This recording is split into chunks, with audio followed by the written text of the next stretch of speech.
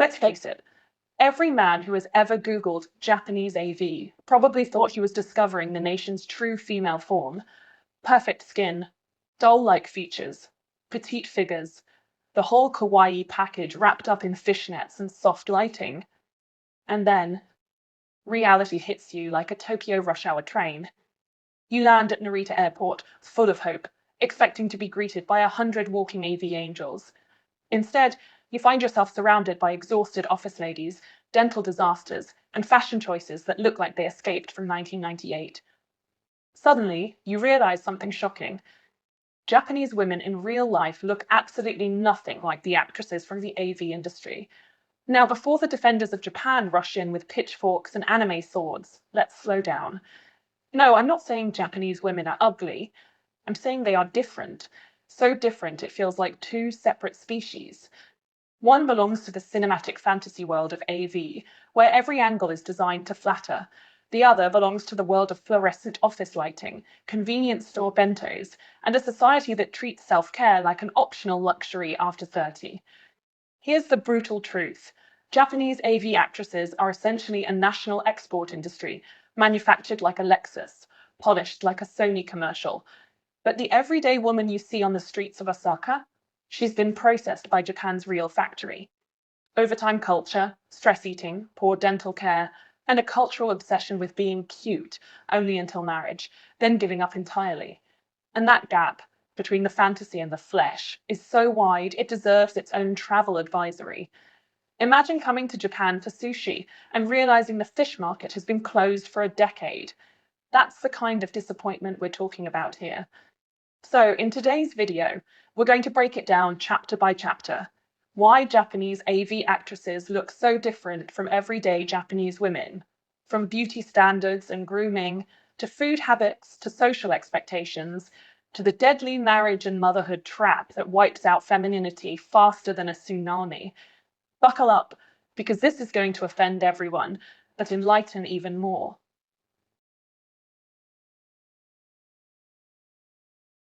Here's the thing about Japan.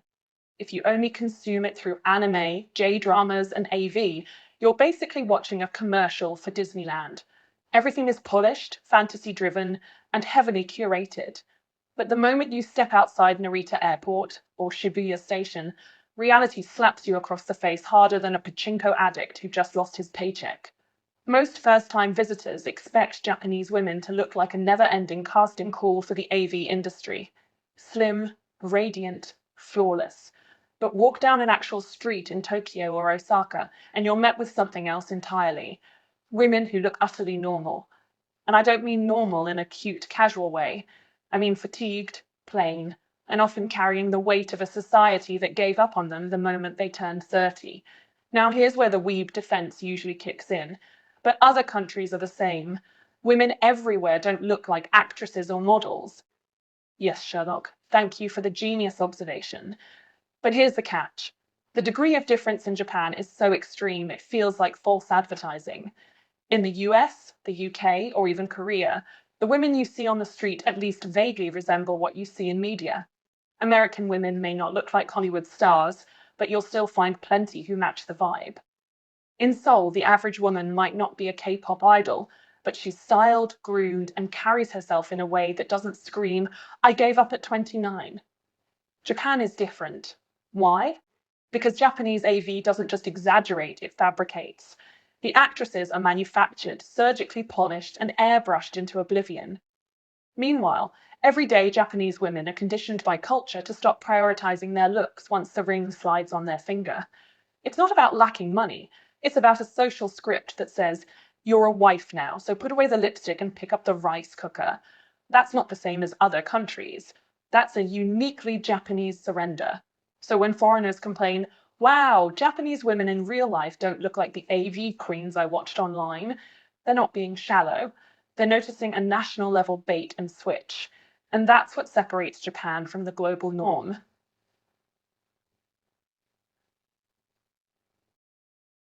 Here's the cruelest twist in the entire AV versus reality debate.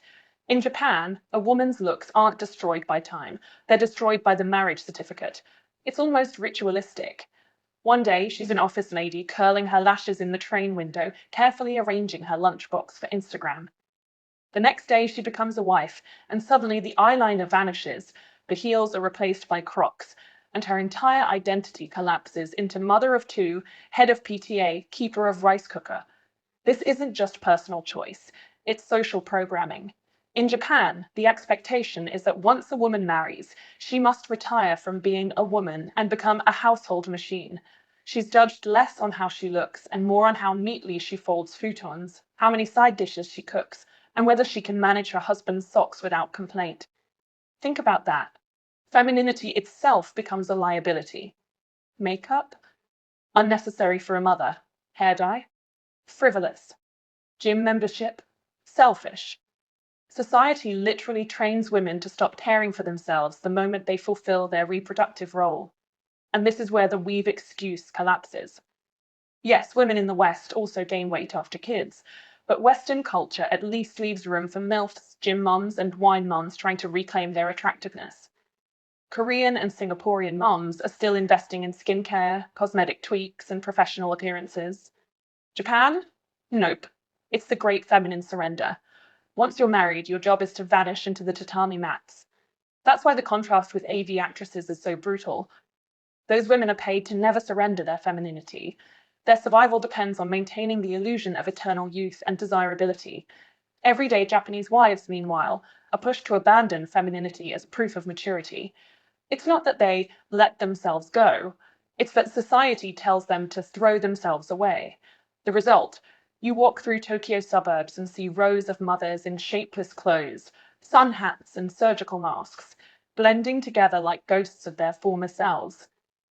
And then you go online and see a Japanese AV star looking radiant at 35.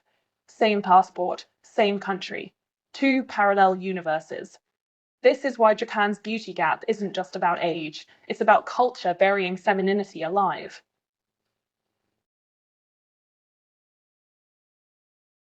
Let's get brutally honest. Japan can sell you the fantasy of porcelain-skinned AV actresses all day long, but step outside the studio and the cracks, literally, start showing. And nowhere is the fantasy more violently exposed than in grooming, dental care, and basic hygiene. First, the teeth. Ah yes, Japanese dentistry. The secret national shame. Ever notice how AV actresses flash flawless white smiles while on the streets, everyday women smile like they've just come out of a medieval torture chamber? That's because Japan still treats orthodontics as a luxury, not a necessity. Crooked, yellowed, or uneven teeth. Completely normalized. In fact, some people defend it as kawaii. Sorry, but there's nothing cute about looking like you've been chewing rocks for 20 years. Compare that with Korea, where braces are practically a rite of passage, or Singapore, where dental care is tied to middle-class pride. Japan's dental culture screams, just live with it, and people do, right into middle age. Then there's skin and grooming. AV actresses spend hours under professional lighting with top-tier skincare and makeup artists.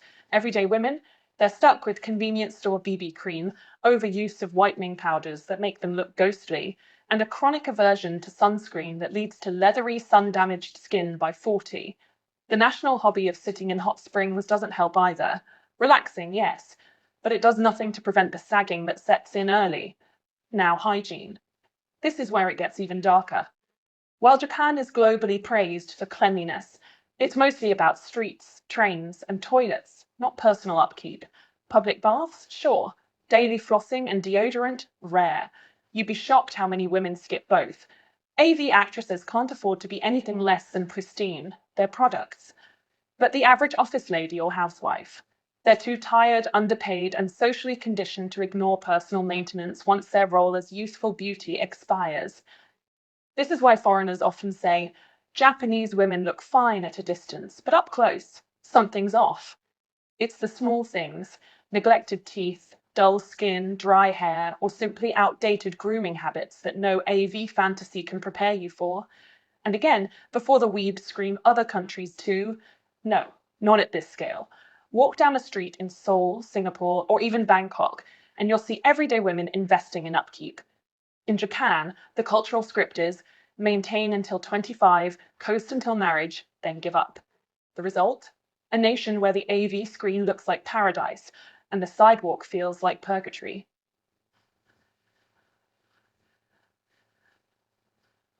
Here's where it gets truly delicious. Let's talk about the poor weebs, the ones who bought the AV fantasy wholesale, boarded their flights to Japan with dreams of living inside a permanent jav, and then had their souls shattered somewhere between Narita Airport and the nearest Lawson. The damage is real. Imagine building your entire worldview on the belief that Japanese women are living anime characters, forever cute, submissive, flawless, and then realizing they're human. Not only human, but often tired, unstyled, dental neglected, and socially conditioned to stop performing femininity after 30. The disappointment isn't mild, it's existential.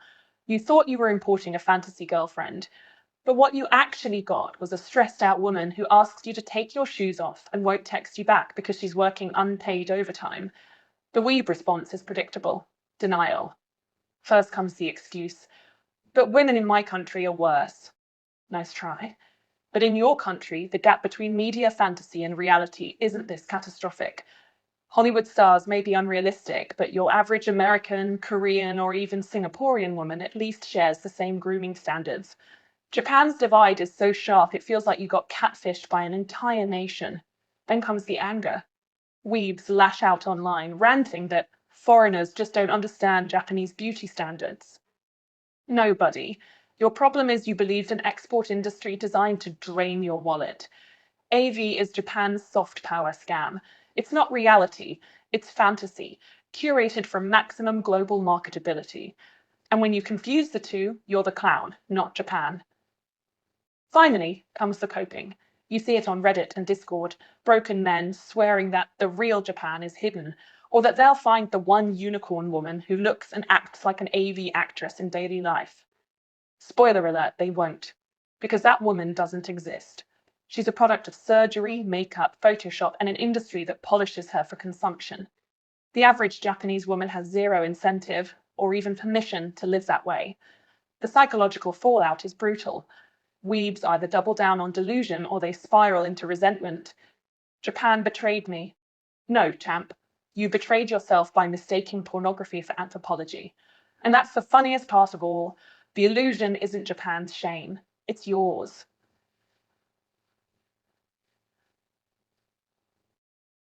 If you've ever wandered into the digital swamps of Reddit 4chan or Discord servers full of anime avatars, you'll notice that disillusioned weebs don't just give up quietly.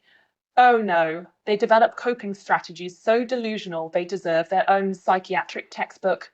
Let's review a few greatest hits. 1. But I'll find the real Japan. Classic denial. The fantasy isn't dead, it's just hiding. Weebs tell themselves that if they avoid Tokyo and instead move to some obscure countryside village, they'll stumble upon untouched AV goddesses frolicking in rice fields. Reality check. Rural Japan is where grooming standards go to die. If you're disappointed in Shibuya, wait until you meet the women of Shizuoka after 3 decades of sun damage and zero skincare routines. 2. Other countries are worse. This is the toddler defense. Yes, Japanese women don't look like AV stars, but women in America/Korea/Europe also age. Correct, but irrelevant. The gap between fantasy and reality is wider in Japan than anywhere else. In the US, Hollywood exaggerates beauty, but the average woman still maintains grooming habits, exercise, and dental care. Korea? The average Seoul office worker looks more polished than half of Japan's TV idols. Singapore? Women invest in themselves long past marriage. Japan is unique because society commands women to abandon femininity. It's not the same. Nice try. Cope harder. 3. I'll get an AV actress girlfriend. Ah yes, the dream of bagging an actual AV star. Spoiler. Those women don't want you. They're either millionaires who retired by 30, married to wealthy businessmen, or trapped in contracts you couldn't even understand. Your chances of dating one are about the same as marrying Scarlett Johansson because you watched Avengers on repeat. 4. Japan has hidden beauties. This one's my favourite. Weebs swear that real beauties are hidden from foreigners. Wrong. Japanese society parades beauty when it exists. If they're not on billboards, variety shows, or Instagram, it's because they don't exist. or because by 32 they were pushed into PTA hell. The only thing hidden is your common sense. I'll train her into a goddess. Yes, some weebs actually believe they can fix a plain Japanese woman through skincare products, fashion advice, and gym memberships, as if Japan's entire cultural machinery, marriage, motherhood, surrender, is going to be undone by your Sephora shopping spree. Reality check. The moment she marries you, she's socially pressured to quit. You can't out-train a culture that tells women to disappear. These coping strategies aren't just sad, they're comedy gold. Because in the end, weebs aren't victims of Japan's beauty standards. They're victims of their own fantasies. They wanted a permanent AV movie, but what they bought was an airline ticket to reality.